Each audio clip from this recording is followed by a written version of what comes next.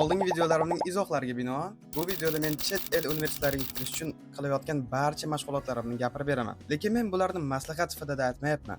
Shunchaki o'zimni yo'limni sizlar bilan hamlashmoqchiman. Mashg'ulotlar 3 turga bo'lingan: akademik, darsdan tashqari hamda esse va tavsiyanoma xatlari. Akademikdan boshlaymiz. Hop, akademik mashg'ulotlar bu o'sha deyarli hamma universitet talab qiladigan sertifikatlar, ya'ni IELTS, SAT, AP va yana shunga o'xshashlar.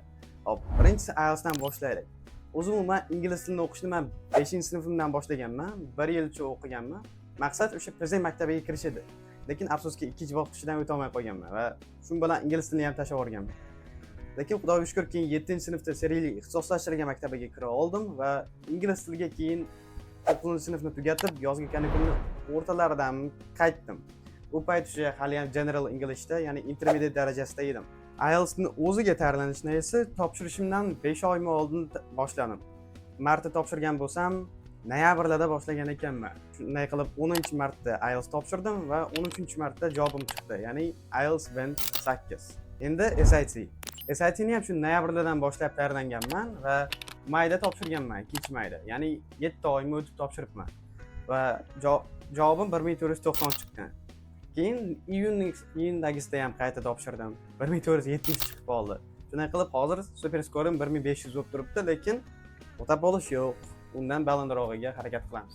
Qolgan kursga ishlashga keladigan bo'lsak, GPA'im taxminan 4.9 yoki 5, EP'lar esa hozircha yo'q. Chunki deyarli hamma narsani o'zi 10-sinfda boshladim va EP'ga uncha ulgurmay qoldim. Shuning uchun yozgi ta'tildan keyin ularni o'qishni boshlayman va martlarda 5 ta 6 ta fandan EP topshiraman. Endi esa eng qiziq joy, ya'ni darsdan tashqari mashg'ulotlarga o'tamiz. Shu. Hop, olimpiadalardan boshlaymiz. Hop, men o'zim informatika fanida olimpiadistman va 9-sinfdan boshlab bunga qattiq tayyorlanib kelaman. Va shu 9-sinfning o'zida eng muvaffaqiyatli yilim bo'lgan.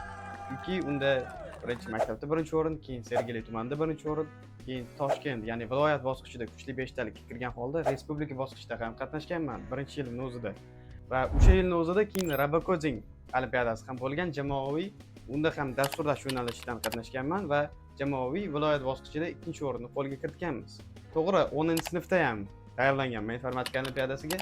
IELTS, SAT, shu informatika va boshqa saytim ham bor edi u paytda. Shu 4 ta mashg'ulotni birga yuritganman bir vaqtning o'zida. Va o'tgan yilgidan ancha kuchliroq bo'lishimga qaramay, bu yil olimpiadalar uchun unchalik muvaffaqiyatli yil bo'lmagan. Lekin shunga qaramay hozir hisobimda 2 marta Sergeli tumanida 1-o'rin, 1 marta viloyat bosqichida 2-o'rin va 1 marta viloyat bosqichida 1-o'rin. Hop, bulardan tashqari men bu yilning o'zida Zaid Sustainability degan olimpiadaga taklif qilindim. Bu qaysi olimpiada desangiz, menimcha bu bolalarni siz o'tgan yil ko'rgansiz va men ham shu olimpiadaga bu yil taklif qilindim. Ya'ni bir ekologik muammo bor, unga yechim topilgan va biz shu yechimni taqdim qilib berishimiz kerak. Respublika bosqichining javobi sentyabrning boshida chiqadi va agar yutgan bo'lsak, keyin keyingi bosqich Abu Dabida bo'ladi. Informatikadan tashqari esa men shaxmat olimpiadalarida ham qatnashib turaman va ko'pincha maktab nomidan boshqa ixtisos maktablari orasida bo'ladigan olimpiadalarda qatnashib, ko'p sovrinlarga erishganman. Endi esa passion projectlar. Ya'ni men o'zimni yaxshi ko'rgan ishimni qilgan holda yaratilgan va xalqqa foydasi tegadigan proyektlarim. Bunaqasini hozircha 2 ta. Birinchisi hrblog.uz. Men buni ustida ham shu 10-sinf boshida sentyabrdan boshlab ishlab kelyapman va hozirgi kunda bunda 1300 dan ortiq foydalanuvchi bor. hrblog.uz bu O'zbekistondagi barcha HRlar uchun foydali ma'lumotlar beradigan katta platforma. Buning asosiy xususiyati bu onlayn darslar. HRlar bunda onlayn darslarni ko'rib bilim orttiradi va oxirida hamma testlarni o'tgandan keyin haqiqiy sertifikat ham oladi. Undan tashqari bunda hujjat namunalari, ta'til kalkulyatori, xizmatlar va maqolalar ham bor. Va oxiriga qo'shilgan juda ham katta funksiya bu HR bilimiga o'qitilgan maxsus sun'iy intellekt. Bu sun'iy intellektga siz o'sha YAMMT, qoidalar, kodekslar, moddalar haqida xohlagan savolingizni berishingiz mumkin. Va u keyin unga berilgan hamma hujjatlardan o'sha savolingizning javobini qidirib, sizga keyin to'g'ri javobni beradi. Ikkinchi saytimda esa nomini hozircha ayta olmayman. Chunki unga oldin o'qituvchilarni yig'ib olib, keyin o'quvchilarga reklama qilaman. Buni bir ishora sifatida qabul qilasizlar. Lekin sizlarga juda ham foydali proyekt bo'lishidan ishonchim komil.